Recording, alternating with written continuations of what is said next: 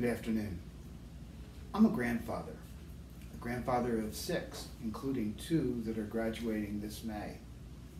And grandparents are known to say, back in my day, and back in my day I was also a newsman, a reporter for about 37 years, many of them right here in Arizona.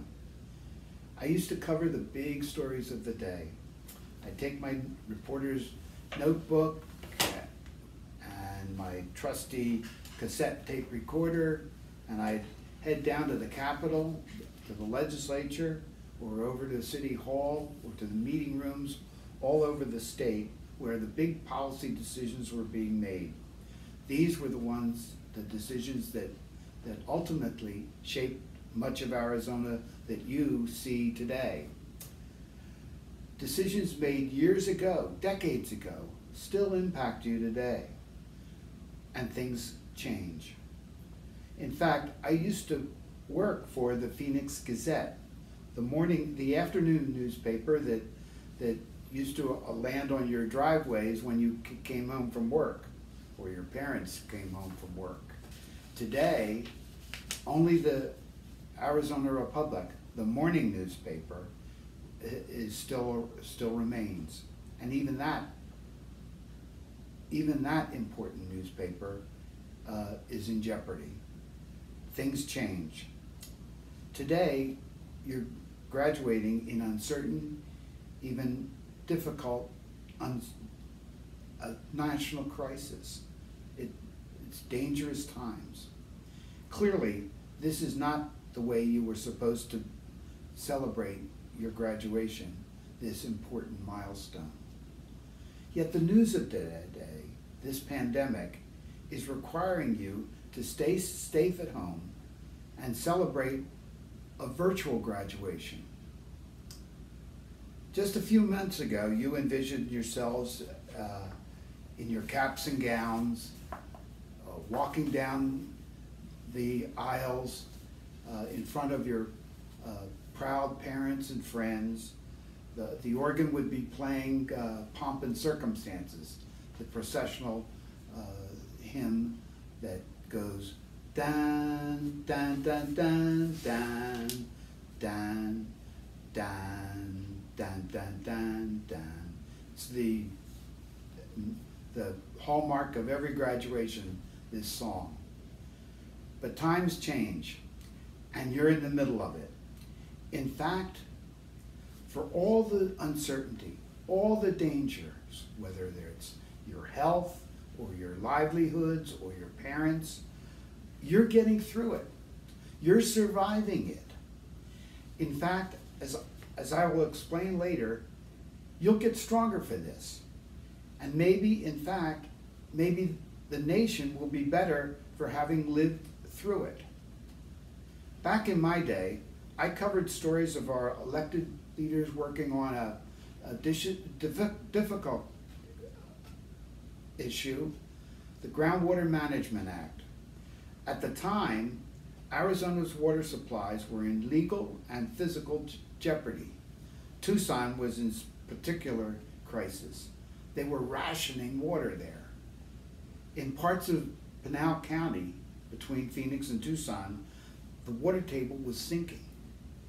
The water table was lowering. They didn't have enough water to sustain an agricultural livelihood.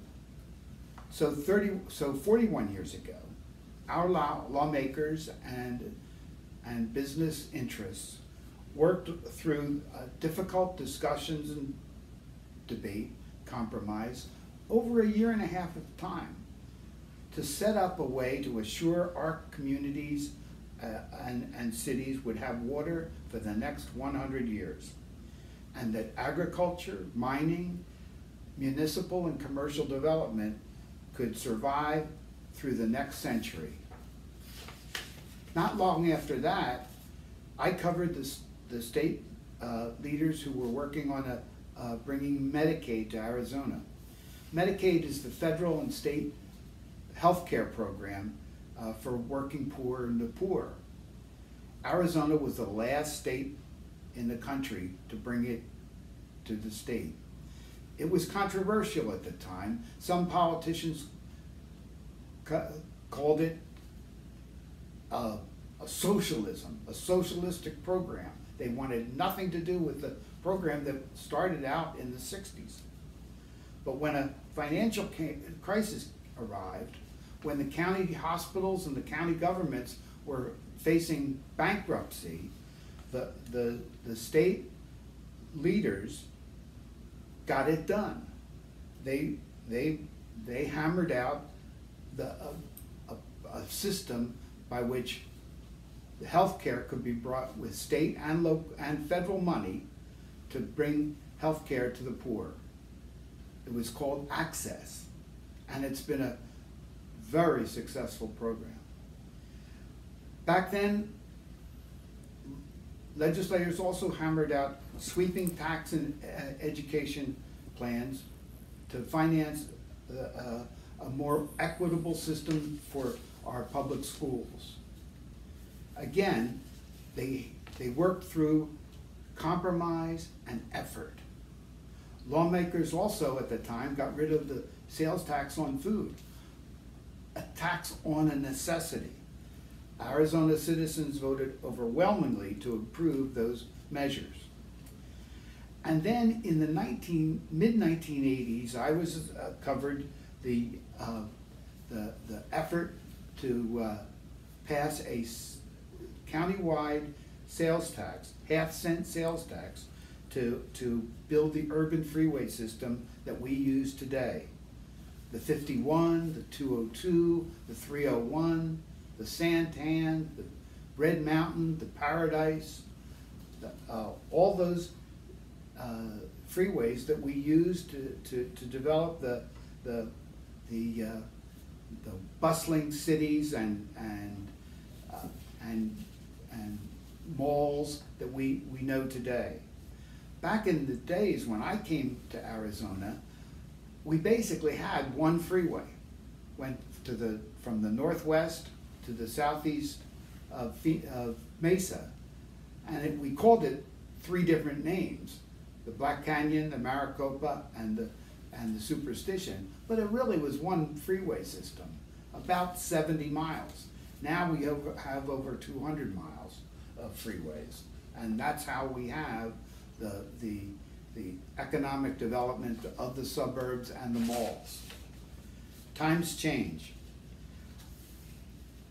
But one lesson what I learned was that no one individual did all this alone. It was a community effort, a cumulative effort, taking years sometimes, when business leaders, community leaders, elected officials, state, local, and national worked together to achieve these. Governor Bruce Babbitt, House Majority Leader Burton Barr, John McCain, Mayor Phil Gordon of Phoenix, Governor Jane Hull, who died recently. I covered Jane Hull's entire political career in Arizona from '79 to 2004. I always thought she was an underrated elected leader. She always tried to do what was right for Arizona. So as a journalist, I had an up-close and personal look and view of all that was happening in those days. Real history. It was educational. It was fun. It was pretty heady stuff. I spent countless hours down at the legislature, at the city hall, on the phone, and in meeting rooms everywhere. But I was doing a public service so that you and your parents and your grandparents didn't have to. So they had to know what was going on, how the elected leaders are spending the tax monies that they spent, and how they were shaping the future of the cities and the state. My job was not to share an opinion or even have an opinion. My job was to talk to the lawmakers, share what I heard, ask tough questions, and write it up in a way that citizens could understand. You might be asking yourselves by now, why am I talking about journalism in a graduation speech? Well, here's why. As you have studied in civics, we are a nation guided by the rule of law and the Constitution and the amendments that supporting it. The very first amendment in the Constitution talks about there should be no law prohibiting the freedom of speech and the press. Mine is the only profession, the only industry that is mentioned in the Constitution. Pretty heady. And that's what the media does. Our founding fathers knew that quality information is the key to a functioning civil society. We can't lose sight of that, no matter if we're physically separated and distancing ourselves or when we return to the lives that we knew before. We all need good information about what's happening, what's real, what's not real. So I believe everyone needs to understand that the only role of journalism, the most legitimate role of journalism and the news media is information, good quality information. Because journalism, much like democracy, is basically a conversation amongst free citizens. It supplies information to citizens who it helps them to survive as citizens, voters, consumers, leaders, or just followers. Every graduate will need to continuous flow of information as you move on in your lives. We need informed, unbiased media to survive. Information is knowledge. It's what we hope you're walking away with today. Knowledge not just for passing a test, but real knowledge to put to use in the world, no matter what you ultimately do. Knowledge is power. It's the power, the ability to forge your own life, make your own decisions, find your own way. Information, the kind that journalists produce and provide, will help you make your lives easier, more successful, and rewarding. And in turn, you'll make a contribution back to society. We all will benefit. When I was younger, well, back in my day, in the 1950s and 60s, when I was growing up, America was in crisis. We were divided.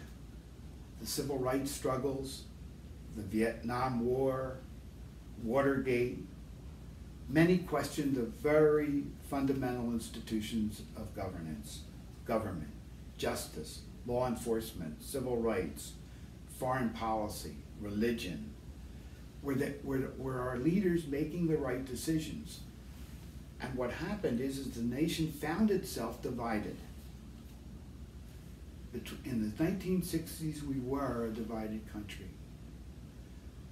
Angry. Black versus white, young and old, pro-war, anti-war, Republican, Democrat, liberal and conservative. Now the media in the day tried to mediate those issues. They tried to mediate between the generational divide. Unfortunately, for some reason, it didn't succeed. My generation of reporters did many good stories, did many good things, told important stories, but we didn't succeed in melding us together. Perhaps the wounds were too deep. But here's a lesson that you can take from the failure of the baby boom generation, the entire 76 million of us, basically your parents and grandparents, was that we could never quite come together after those divisive years to shape a better future. Not as much as what we should have. And as a result, we ended up with an angry, polarized nation with too little civility and too many unproductive political stalemates. We could have done much better. History can hopefully provide you a lesson for you today as you graduate and move on to navigate your next steps. Here you are, marking a major milestone in your life in the midst of a major news story, another critical moment in our national history. There is uncertainty and nervousness about your livelihoods, about your health, about all these, about the future. What's going to happen in the next 2 months, 2 years, and beyond. I believe that the way we are going through this today should give us confidence that you're strong enough to get through this difficulty. The confidence that you can work together. I hope you'll work together as well, better than we did. But you'll have to learn to listen, to be wise, to listen, and to learn, to seek out information that you can rely on, and listen and seek out credible, informed journalists, and elect and follow wise, caring, compassionate leaders. Take in all the advice you can. Determine what's best for you and for others. Think about others, not just yourselves.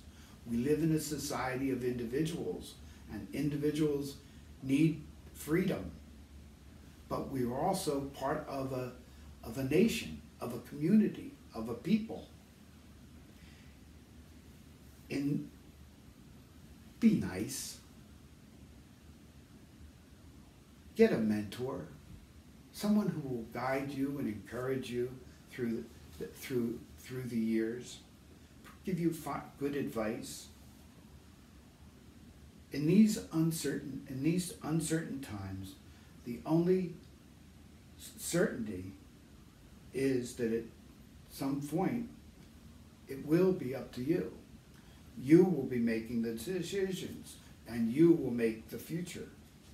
Times change. I have no idea what the change you will bring ultimately. What will they write about your generation? Can you come together? Can you learn from the past? Can you take the lessons of this pandemic, this difficult time, and bring the nation together successfully? Only you can answer that question. I can wish you good luck and congratulations on your day. Best of luck always.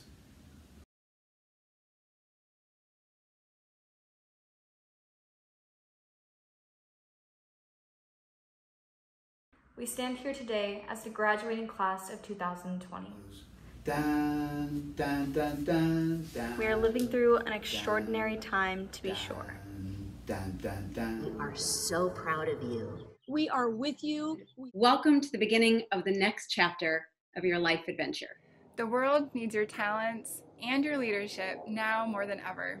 I cannot wait to see your greatness. We're going to come out of this crisis stronger together. You are a product for the times. Go toward yourself. Bloom where you are planted. Change is good. It's going to be okay because you are enough. You can have an effect. Go out and rock this time. Focus on leaving our community a better place. You've got this. Be brave. Embrace today. Please remember to vote. Muchísimas felicidades a la clase de graduados de 2020. Can't wait to see what you do. Cheers to the graduating classes of 2020. Congratulations. Congratulations! Congratulations. Mazel tov. Congratulations. Congratulations! We celebrate you!